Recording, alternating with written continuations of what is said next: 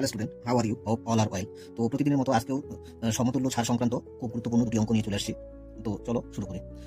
তো প্রথমে আমি কোশ্চেনটা করছি। তো পরপর 20%, 40% এবং 75% ধার্য মূল্যের উপর ছাড় দিলে সমতুল্য ছাড় কত হবে? তো আমরা দুটি ছাড়ের ক্ষেত্রে আমরা সূত্র ব্যবহার করি কি? দুটি ছাড়ের ক্ষেত্রে আমরা সূত্র ব্যবহার করি x plus y minus x y by 100।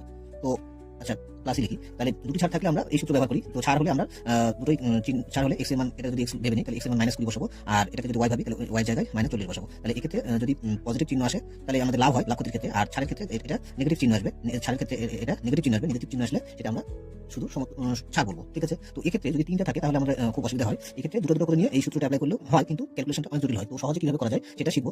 তো প্রথমে আমরা পার্সেন্টেজকে ভেঙে নিব। তাহলে 20% মানে কত? 20% মানে 20/100, এটা কাটাকাটি করলে 1/5। তো ছাড় হলে মাইনাস নিব। তারপর হচ্ছে 40%। 40% মানে কত? এটাকে ফ্র্যাকশন করে নিলে এটা হচ্ছে 2/5 হবে, এটা মাইনাস নিলাম। আরেকটা রয়েছে 75%। 75% মানে কত হবে? 75% মানে 3/4। তো এই তো এবার আমাদের হচ্ছে তো ধার্য মূল্য এমপি আর হচ্ছে বিক্রয় মূল্য এসপি। তো 5 টাকার জিনিস আমি কত টাকা বিক্রি করছি? তো 1 টাকা ছাড়ে বিক্রি করছি, তার মানে 4 টাকা বিক্রি করবো। আবার 5 টাকার জিনিস আমি কত টাকা বিক্রি করবো? 5 টাকার জিনিস হচ্ছে 2 টাকা ছাড়ে বিক্রি করছি, অর্থাৎ 3 টাকা বিক্রি করবো। আবার 4 টাকার জিনিস আমি কত টাকা বিক্রি করছি?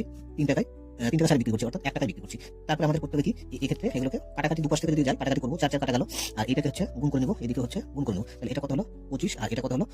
এটা হলো 3। তাহলে 25 টাকার জিনিসের ছাড় কত হলো? 3 টাকা। 25 টাকার জিনিস 3 টাকা বিক্রি করলাম, তাহলে ছাড় কত হলো? ছাড় হলো 22 টাকা ছাড় হলো। তাহলে 22 টাকা ছাড় হলো। তাহলে সমতুল্য ছাড় কত হবে? তো সমতুল্য ছাড়